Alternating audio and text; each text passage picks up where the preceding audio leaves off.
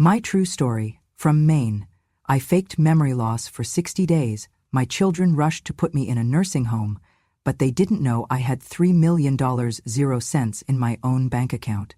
They planned my exit. I rewrote their inheritance. She's slipping. If we play this right, we could have her house listed by July. I was standing in the kitchen, hand around a warm teacup, when I heard my daughter's voice through the thin crack of the dining room door. I had just finished steeping the Earl Grey the way I always liked it, 2 sugars, no cream, and was reaching for the honey when the words landed like frost across my spine. She's more valuable drooling in a chair than living in this house. That was my son.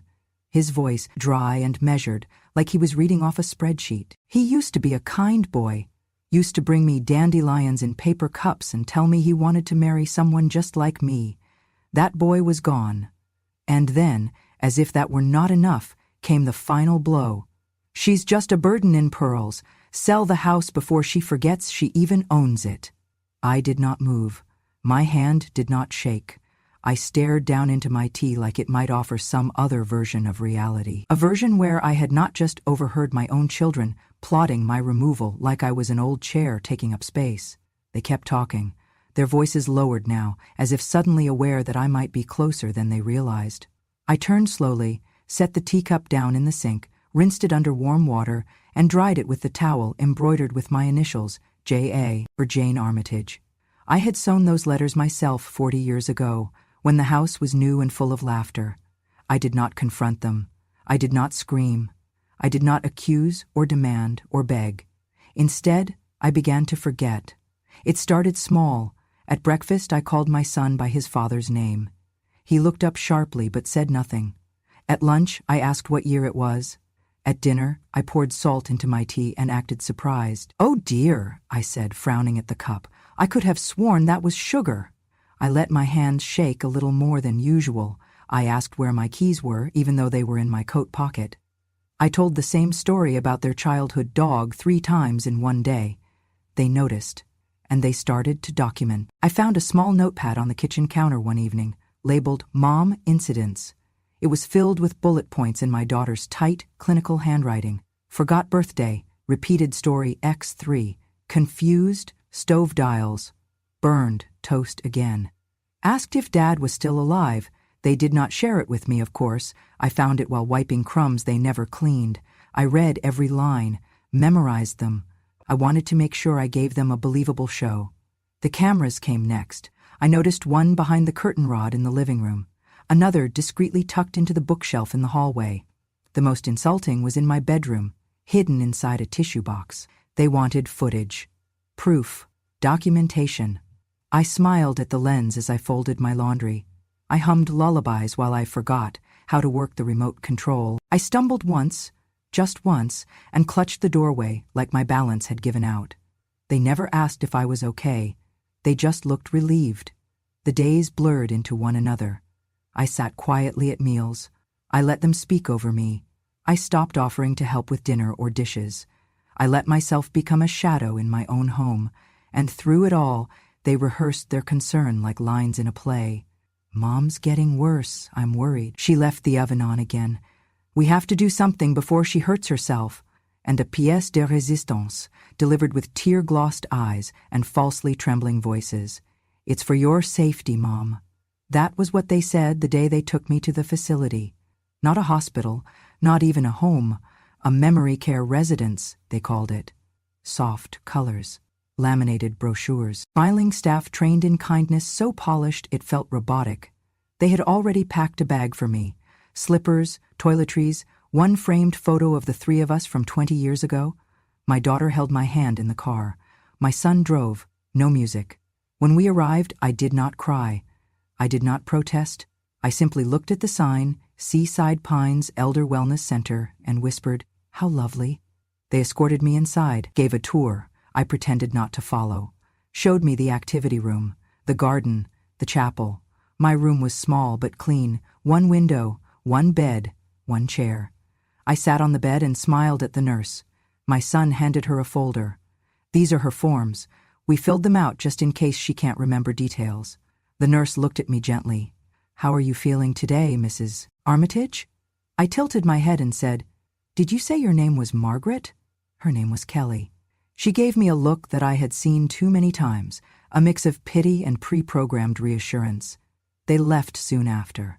My daughter kissed my forehead. My son patted my shoulder. "We'll visit soon, they said. They did not look back as they walked down the hallway. The door closed behind them, and I was alone, but not lost, because I remembered everything, especially them. They say nursing homes smell like bleach and sadness. That is not quite right. It is a more complicated scent, medicated lotion, overcooked peas, and the faint but unmistakable tinge of waiting. Everything in that place felt like it was waiting for something to end. The first night, I lay on the thin mattress and listened to the building breathe. Air vents hummed. A television down the hall murmured something cheerful. No one was watching. And from somewhere near the east wing, someone moaned in their sleep, low and rhythmic, like a ghost trying to remember a song. I stared at the ceiling tiles and let my mind drift, not to dreams but to details. I counted the footsteps of the night nurse during her rounds. I memorized the timing of the automatic hallway lights. I learned the creak pattern of my own door, so I could open and close it without alerting staff. In the daytime I played the part. I asked what day it was, sometimes twice. I shuffled a little slower down the corridor. I forgot my lunch tray on Tuesdays, though I never skipped a meal in my life.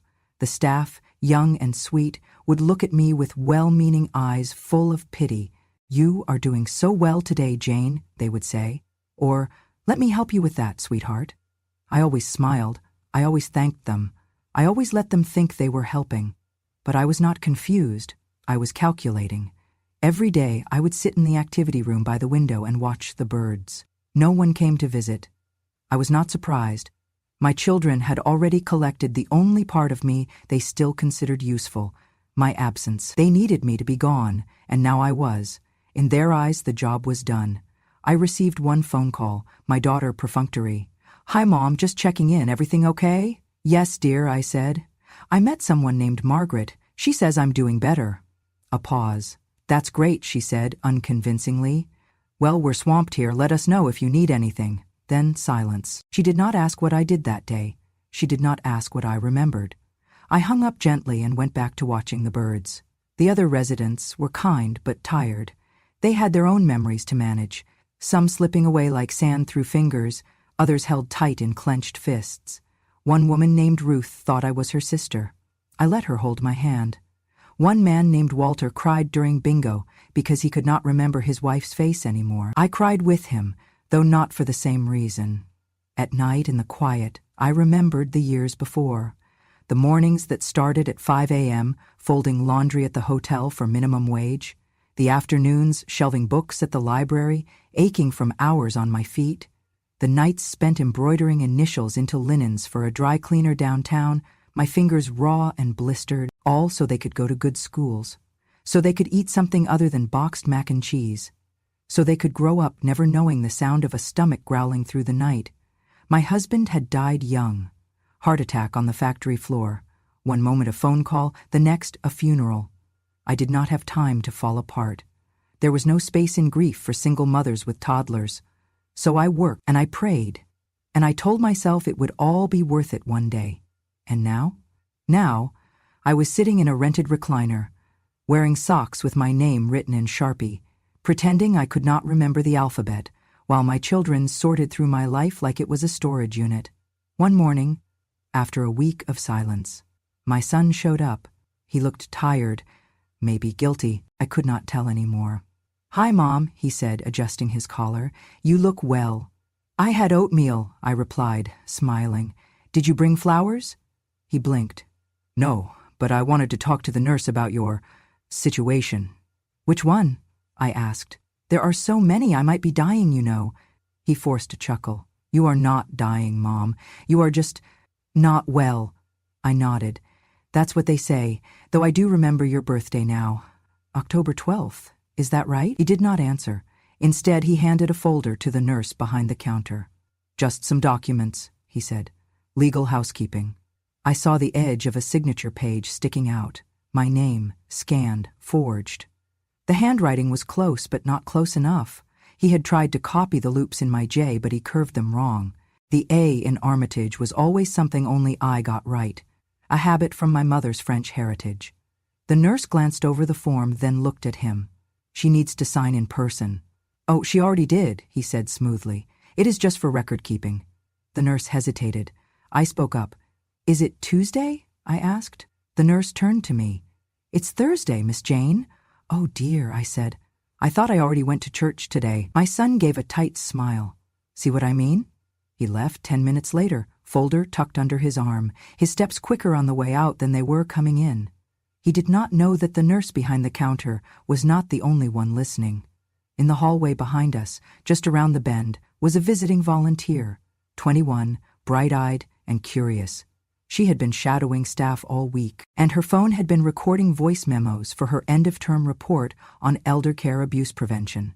She showed me the recording that night. Did you want me to delete it? She asked. I looked at her, and I smiled. No, I said. Save it somewhere safe. I may need it later. Because now I had proof, and all I had to do was wait. The thing about building a life from scratch is that no one claps for you while you're doing it. There is no applause for early mornings or scraped knuckles, no standing ovation for going without so someone else can have enough. But I remember every nail I hammered, every dollar I pinched, every time I patched the roof with borrowed tools and borrowed time. Because no one else was going to do it for me. I came to Maine with 2 children, 1 suitcase, and a car that coughed every time it hit second gear. My husband had been gone for 4 years by then, and the life we built together had slowly faded into one I had to carry alone. The rent was rising, the city too loud. So I followed a newspaper ad to a quieter town, cheaper rent, and a library job that paid less than minimum wage but came with peace. That library saved me. I started as a clerk, shelving books and checking out copies of Goodnight Moon and old Agatha Christie's. I stayed late to clean the floors and straighten the children's section. Within a year, they let me lead story time. Within 2, I was tutoring after school. It was not glamorous, but it was mine. At night, I taught English classes to immigrants at the local community center, families from Syria, Somalia, Vietnam. They reminded me why I worked so hard. Because survival is a language of its own, and I was fluent in it. Every dollar I made went into that house. It was a weathered Cape Cod-style fixer-upper on a cracked road with peeling shutters and a rusted mailbox. I loved it from the moment I saw it. The realtor called it a project. I called it home. I planted a garden first, tomatoes, zucchini, sunflowers that grew taller than my son. I painted the kitchen yellow and the bathroom blue. I learned to patch drywall and replace outlets. I bartered baked goods for handyman help. I replaced the windows one at a time, using a savings envelope labeled for warmth. One day, I bought bricks. Actual brick. I laid a path from the porch to the mailbox with my own hands, knees in the dirt, sunburned and smiling. The kids helped at first, but grew bored. I finished it myself. Every time I walked that path afterward, I felt steady, even when everything else was uncertain. That house raised my children. It kept us warm. It held our laughter. It caught our tears. It watched birthdays, heartbreaks, science fair failures, prom nights, and quiet dinners when no one had anything to say. And yet, years later, my oldest called me clumsy because I did not know how to close an app on my phone. Mom, seriously, it's a touchscreen, not a toaster. You're so old school, it's embarrassing. He said it with a laugh, but it stung anyway. I remember looking at the kitchen table where we used to eat ramen and pretend it was gourmet pasta. I remember how I used to leave the lights on so they would not be scared of the dark. How I used to lie awake counting coins under a blanket just to make sure we had enough for their school lunches. But now I was a joke, a relic, a woman who once moved mountains for them but could not keep up with a phone update. It only got worse from there. They stopped calling unless they needed something. They stopped visiting unless guilt drove them. And when they did come, it was all passive judgment masked as concern. Maybe we should get someone to mow the lawn. It's getting to be a lot for you.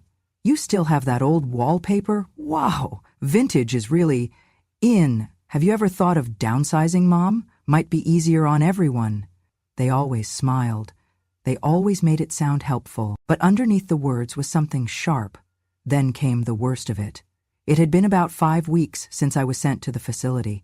One of the aides, a sweet girl named Lena, came to me in a whisper. "Miss Jane, I wasn't supposed to say anything, but there's something you should see." She pulled up the video feed on her tablet, one of the cameras that had been installed in my home, supposedly for safety. But the system had auto-backdropped footage to the cloud, and Lena, doing IT support as a part-time job, had access through a clerical oversight. The audio was faint, but clear enough. My daughter-in-law, standing in the living room, arms folded, talking to my son. "She's not getting better," she said. "And frankly, if she dies in there, at least it'll look clean. No fingerprints on us." My son did not flinch. He did not yell. He did not disagree. He just nodded. "Then we need to move on the paperwork. If we're going to sell the house, we need the deed in our name legally." That was the moment something inside me burned. Not with rage, not with heartbreak, with clarity. They were not just planning for my decline, they were rooting for it. And suddenly, I knew exactly what to do.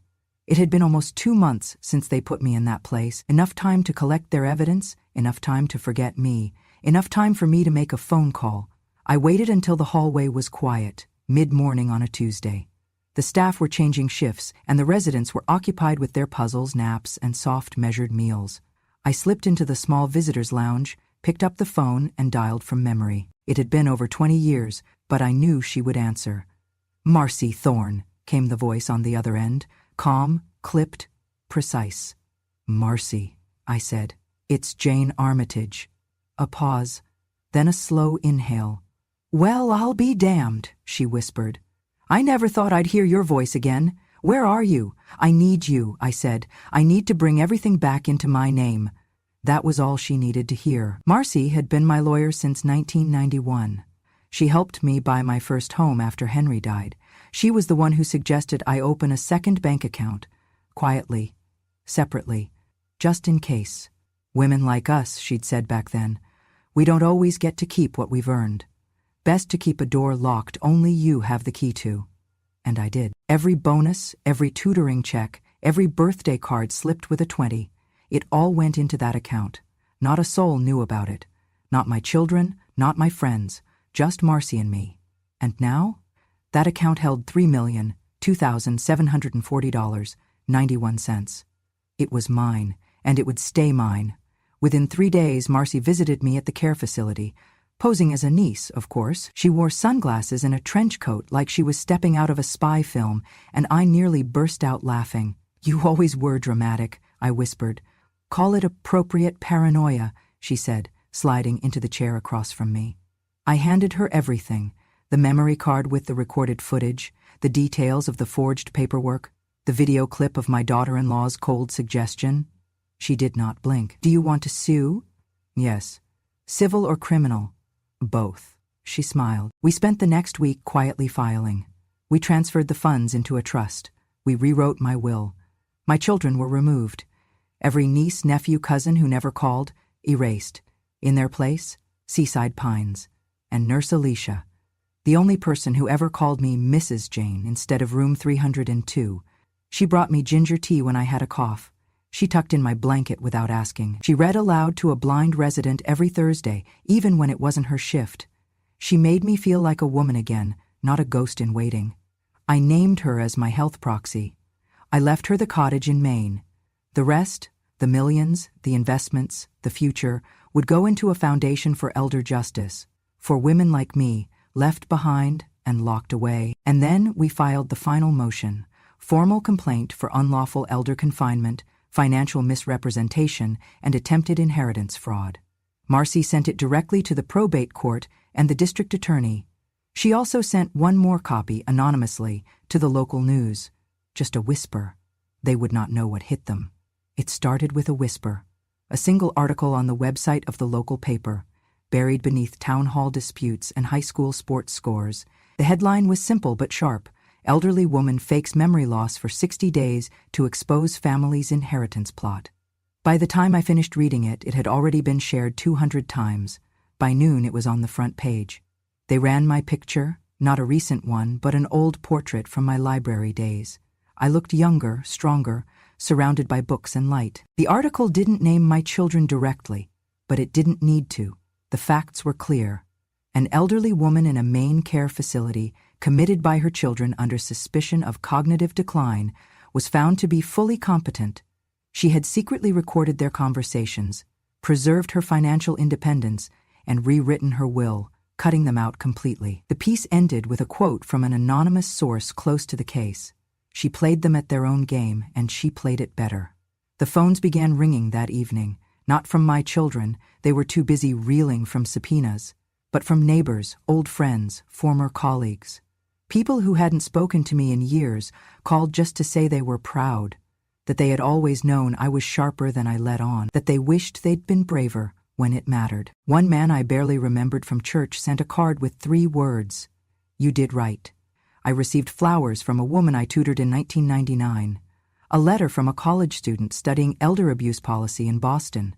Even the staff at Seaside Pines looked at me differently, not with pity, but with awe, as if I had become something more than a patient, as if I had become a symbol. And I suppose, for a moment, I did. The story spread fast. National outlets picked it up under headlines like, "MAINE Grandmother Outsmarts Greedy Heirs with Secret $3.00 M Account." "Elder Justice in Action. Woman Fakes Dementia to Save Her Legacy." Some called me a hero. Some called me conniving. One anchor said I was a quiet revolution wrapped in a wool sweater. I liked that one. Of course, not everyone was pleased. My daughter posted a statement online claiming I had been manipulated by caretakers and that mental illness was being weaponized for sympathy. It didn't land well. The comments turned quickly, calling her out for hypocrisy, cruelty, greed. My son stayed silent, probably on the advice of a lawyer. A week later, a reporter from the Herald requested an interview. I declined the cameras, but I agreed to meet her in the garden behind Seaside Pines, where the sun was soft and the air still held the scent of pine. She was young, with a notepad and too many questions. "Did you really fake the memory loss for 2 whole months?" she asked. "Yes." "Why?" I looked at her over the rim of my teacup. "Because I needed them to show me who they were when they thought I was powerless." She wrote that down. Later, she asked what I would say to my family now, if I could say anything. I sipped my tea. "They planned my exit," I said quietly. "I rewrote their inheritance." She blinked. That's powerful. It's the truth." That was all I had left to say. I did not want revenge. I wanted restoration. And I had found it. In silence, in patience, in truth. The justice system would do what it must. The public would decide what to believe. My children would have to live with what they had done. But me? I was already free. Free in the way only someone who has been discarded and still stood tall can be. Free in a way that no amount of money, not even $3 million, could buy. The fallout came faster than anyone expected. It began with a resignation. My daughter had been working at a private school, expensive, competitive, the kind that prides itself on community values and carefully curated newsletters, the same place she used to brag about over brunches I was never invited to. An anonymous tip had been sent to the school board, a link to the article. A note attached that read, "How can someone who tried to institutionalize her mother for profit be trusted to guide children?" By the end of the week, she was asked to resign. Quietly. With dignity, of course. No public statement. But the parents knew. They always do. The calls stopped. The social invitations dried up. Even her oldest friends started backing away. She posted a vague message on social media, something about lies and manipulation. No names, but the damage was done. She moved back to an apartment in town, smaller, colder, not far from where I used to live, years ago, when I could only afford a place with shared laundry and thin walls. Meanwhile, my son's world crumbled more violently. His wife left him. That made the news too, though it was the local gossip columns, not the major papers. Neighbors said they saw her packing up the car with their little boy one Saturday morning, tears on her cheeks, fury in her stride. She left a note, though I did not read it myself, but I heard what it said. "I cannot raise a child beside a man who tried to destroy his own mother. She filed for divorce within the month. He tried to call me once, then twice. I did not answer. I heard from Marcy that he showed up to her office, begged to speak with me, asked if I had been coerced, if I was angry, if I still loved him. Marcy told him the truth. I was not angry. I was done. He wept in her office, the kind of crying that comes not from grief, but from fear. Fear of losing not just money, but image, legacy, the narrative he had written for himself as a devoted son with a difficult mother. That story was over. The real one had taken its place. I returned home the next week. Not to the house they tried to steal, no. I sold that, quietly, donated a portion of the proceeds to Seaside Pines, and used the rest to buy a cottage by the sea. It is not large, but it is mine. There is a porch that catches the morning sun and wind chimes that sing at dusk. I have roses now, chickens too, and a dog named Button who follows me like a shadow. I do not miss the noise. I do not miss the lies. One day, a letter arrived in the mail, from my daughter. I did not open it. A week later, another, from my son, unopened. I placed them both in a small box labeled, "What Was." Then I wrote a letter of my own, short, polite, sealed in cream-colored envelopes. Inside each one, I included a printout from my private account, recently updated. At the bottom of the page, under the transaction history, was the balance, $3,006,442.18. Underlined in my own handwriting, not yours. I mailed one to each of them. They never wrote again. And that silence was the first honest thing they had given me in years, because I had learned the hard way. Some people only return when they think something is left to take, but I had already given them everything once, and I would not do it again. I moved into the cottage in early spring, just as the ice began to pull back from the shore and the gulls returned to circle above the gray Atlantic. It was smaller than the house I had once called home, but it was the right size for one woman and a second-hand dog with a crooked tail. The cottage sat near the end of a narrow dirt lane in a quiet part of coastal Maine, the kind of place where neighbors waved even if they did not know your name, and the post office still used a chalkboard to list community events.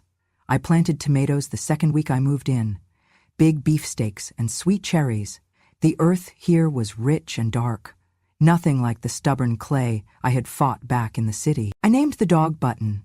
He had shown up on my porch one evening, ribs showing, fur matted, eyes full of questions. I made him a bed from an old quilt, fed him a little turkey, and by morning he had decided I was his person. We never discussed it. It just was. Each day began the same. I woke early, fed Button, put on my walking shoes, and strolled the short path down to the beach. The sea was always waiting, sometimes gray and stormy, sometimes blue and soft. Sometimes it gave me sea glass, sometimes it gave me silence. Either way, I took it. I waved to the lobstermen heading out at dawn, said hello to the woman who walked laps around the lighthouse, chatted with the old widower who always wore a Red Sox cap and carried a thermos of lukewarm coffee. They did not know who I used to be. They only knew me as Jane, the woman with the kind dog and the crooked smile, who bought rhubarb at the farmer's market and donated extra tomatoes to the food pantry. It was enough. More than enough. I fixed up the porch with hanging ferns, painted the front door robin's egg blue, installed wind chimes that tinkled like laughter on good days and sang like sorrow on rainy ones. In the evenings I read in the armchair by the window, sometimes fiction, sometimes memoirs, always something that reminded me what it meant to be fully, quietly alive. And once a year, I performed my ritual. Each December, I sat at the table with a hot cup of tea and my address book. 2 names were circled in red ink, my daughter's and my son's. I wrote out Christmas cards for them, simple white cards with gold trim. No photos, no messages, just 7 words, written in my hand. You thought I forgot. I remembered everything, especially you. I signed them with just one letter, J. I mailed them every year without fail. They never responded. I did not expect them to. Some truths do not need acknowledgement to hold their weight. The cards were not for them. They were for me. To remember that I had not lost my mind. To remember that I had not been erased. To remember that the woman they tried to bury beneath paperwork and gaslighted apologies had survived, thrived, grown tomatoes in peace. In the quiet, I made a life worth living. I cooked what I wanted. I danced in my kitchen when the mood struck. I wore soft sweaters and no makeup. I learned to bake sourdough and burn it half the time. I taught Button how to sit, how to fetch, how to nap in perfect contentment. And I never once felt lonely. Because loneliness is not the absence of people, it is the absence of self. And I had finally found mine again. There was no dramatic revenge, no courtroom finale with gasps from the gallery, just a steady unfolding of truth, a quiet reckoning, a gentle, firm hand drawing a line in the sand and saying no more silence when I should be heard, no more guilt for outliving my usefulness, no more pretending that betrayal is love. Now I live in a house by the sea, and when I stand on the porch in the morning, with my coffee and the sunrise and Button at my feet, I do not miss what was. I honor it, I carry it, and I let it rest. Her name was Alicia. I do not think I will ever forget her face. Clear eyes, steady hands, and the way she said Mrs. Jane like it meant something more than a room number. In the weeks I spent behind locked doors and padded smiles, she was the only one who looked at me without pity, the only one who saw past the slippers and soft voice and knew something sharper still lived beneath my silence. She held my hand on the nights when sleep would not come. She sat with me through blood tests, memory games, and casual assessments, where they smiled at me like I was made of glass. She never once called me sweetie. She never once asked me to try harder to remember. When the truth came out, when the story exploded, and the letters poured in, she brought me tea and said nothing, just sat beside me, like the world had not cracked open and reassembled itself around me. When I rewrote my will, I named her as the beneficiary of the most important part of my legacy, not just the money, not just the land, the mission. I gave her everything, my savings, my cottage, my trust, all to open a new home, a place not just for the elderly, but for the forgotten, for women like me, women whose children stopped calling, women who were once strong and then punished for surviving too long. She called it the Armitage Home. I cried when I saw the plans, wide porches, real kitchens, bookshelves that lined the walls and no locked doors, each room with a name, not a number, each resident with a story, not a chart. Alicia said, "It will be a place where memory is honored, not feared." And I believed her, because when no one else was watching, she still cared, and you cannot fake that. I visit sometimes, not as a patient, as a guest. I read to the residents. I bake cookies that always burn just a little at the edges.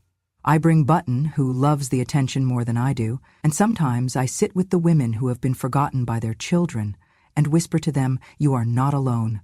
You are not the only one." They nod. They know. In this quiet chapter of my life, I have found something deeper than revenge. I have found restoration. I do not need their apologies anymore. I do not need their names on envelopes or forced smiles at holidays. I do not need their recognition. I only needed one thing: to be remembered. Not as a burden, not as a checkbook, not as a problem to be solved, but as someone who lived, who loved, who knew exactly when to pretend to forget, just long enough to make them remember. So to those of you still listening, still wondering if your silence will ever be enough, if your dignity can ever survive betrayal, let me tell you, it can. And it does, because the truth is not always loud. Sometimes it is just steady. Sometimes it is just patient. And sometimes the most powerful kind of revenge is simply this: to survive with grace, to forgive without letting them back in, to build a life so full, so free, so undeniably yours that they can never claim to have broken you. Revenge has no expiration date, but sometimes forgiveness for yourself is the warmest way to win. Thank you for walking with me through every silence, every betrayal, and every quiet victory. If this story reminded you of something buried in your own past, if you've ever been told to sit down, stay quiet, or disappear quietly into old age, know this: you are still here, and your story still matters. This is Grandma True Stories, where memory is power, silence is strategy, and justice takes its time. If you believe in stories that do not shout, but still leave you speechless, subscribe to this channel. Click the bell so you never miss a truth that refuses to stay buried, because revenge has no expiration date, and when a grandma speaks, the world finally listens. Subscribe now to Grandma True Stories. Your voice belongs here.